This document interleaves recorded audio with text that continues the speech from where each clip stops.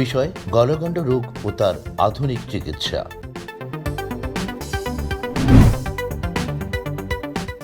গলগণ্ড রোগ বলতে আমরা কি বুঝি? গলগণ্ড রোগ হলো এমন একটি রোগ, আমাদের সবার গলার মধ্যে প্রজাপতির ন্যায় একটি গ্রন্থি থাকে, যেটাকে আমরা থাইরয়েড গ্ল্যান্ড বলি।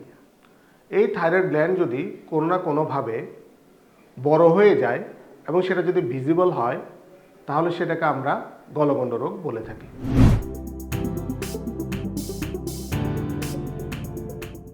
গলগণ্ড রোগ কত প্রকার ও কি কি? সাধারণ ভাষায় গলগণ্ড রোগকে আমরা দুটো ভাগে ভাগ করতে পারি। একটি হলো ডিফিউজ গয়টার বা পুরো থাইরয়েড গ্ল্যান্ডটা বড় হয়ে যাওয়া, আরেকটি হলো নোডিউলার গয়টার, যেটা হলো থাইরয়েড গ্ল্যান্ডের কোনো নির্দিষ্ট জায়গায় ছোট ছোট থোকায় থোকায় টিউমার যদি হয়, সেটা হয়তো বা একটি জায়গায় হতে পারে অথবা বিভিন্ন জায়গায় হতে পারে, সে ধরনের রোগকে আমরা নোডিউলার গয়টার বলে থাকি। সো সাধারণ ভাষায় দুই ধরনের গলগণ্ড রয়েছে। গলগণ্ড রোগের কারণগুলো কি কি?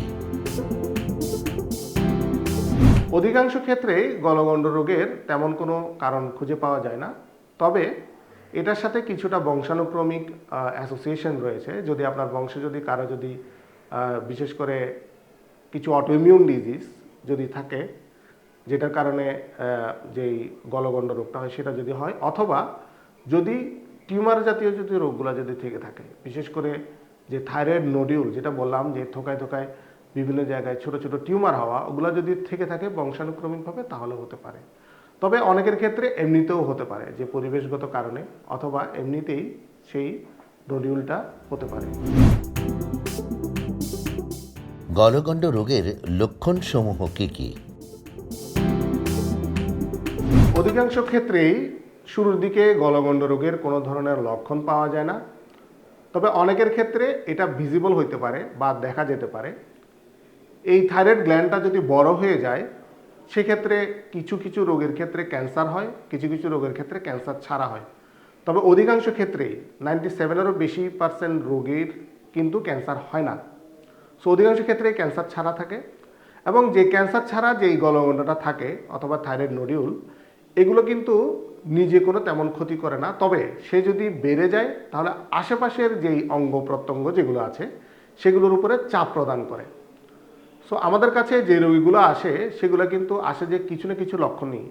যে দেখা যায় যে ওনার নিঃশ্বাস নিতে কষ্ট হয়, একটু করে হাঁটলে ওনার নিঃশ্বাস ভারী হয়ে আসে, গলা ফুলে গেছে অনেকের, এ ধরনের লক্ষণ নিয়ে আসে। আবার অনেকের ক্ষেত্রে গলা ফুলে গেছে, অন্য কোনো লক্ষণ নাই, বাট ওনার কসমেটিক প্রবলেম আছে, যে ওনার এটা ফুলা আছে, এটা উনি পছন্দ করতেছেন না, এই ধরনের লক্ষণ নিয়েও আমাদের কাছে রোগীরা এসে থাকে।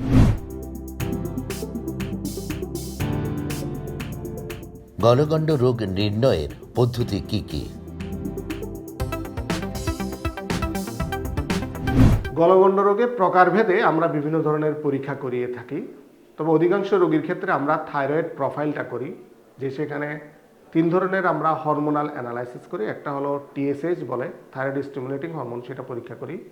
ফ্রি T3 এবং ফ্রি T4 পরীক্ষা আমরা করিয়ে থাকি, যেটা থাইরয়েড হরমোনের যে রক্তের লেভেল সেটার সঠিক মাত্রাটা আমাদেরকে নির্দেশ করে থাকে। আরেকটা করে থাকি আমরা থাইরয়েড স্ক্যান।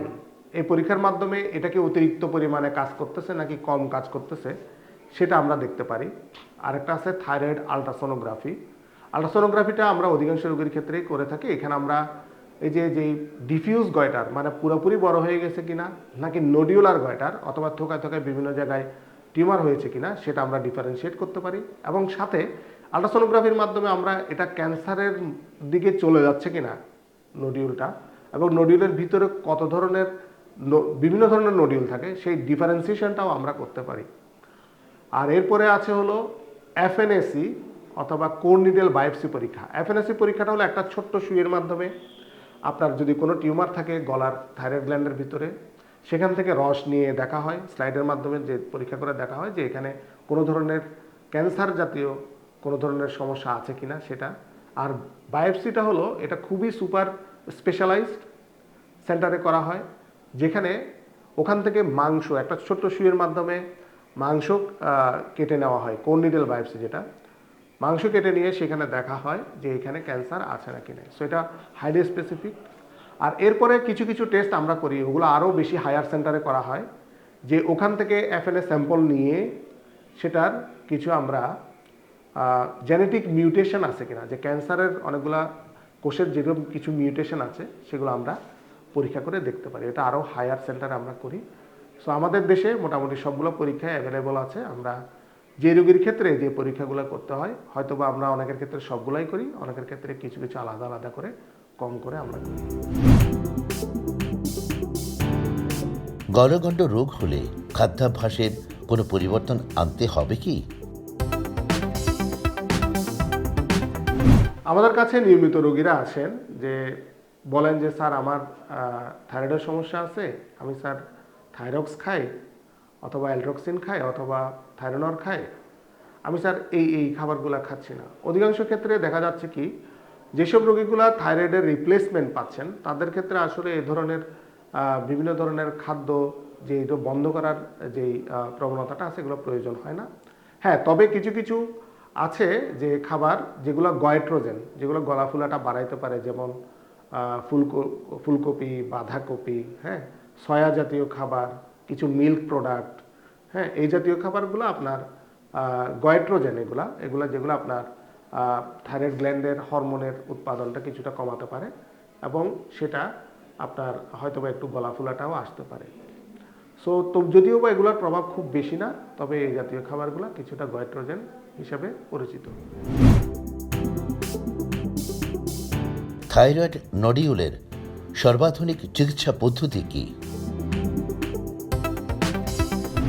2023 সালে আমেরিকান থাইরয়েড অ্যাসোসিয়েশন গলগণ্ড রোগের সর্বাধুনিক কিছু চিকিৎসা পদ্ধতি স্বীকৃতি দিয়েছে।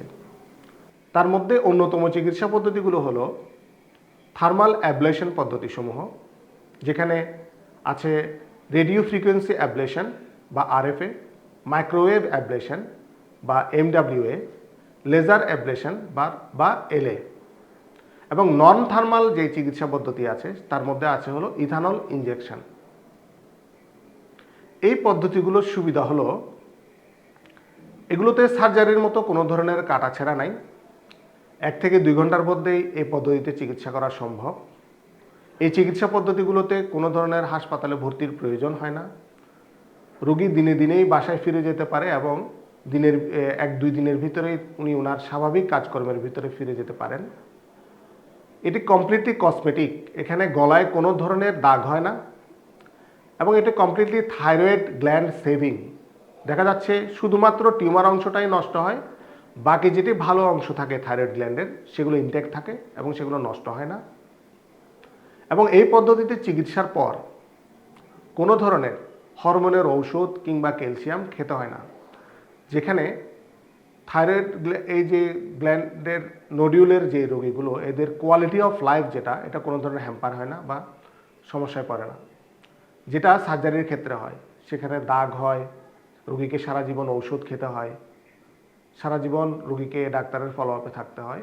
যে ঝামেলাগুলো এই যে থার্মাল অ্যাবলেশন বা নন থার্মাল অ্যাবলেশন যে পদ্ধতি আছে এগুলোতে হয় না।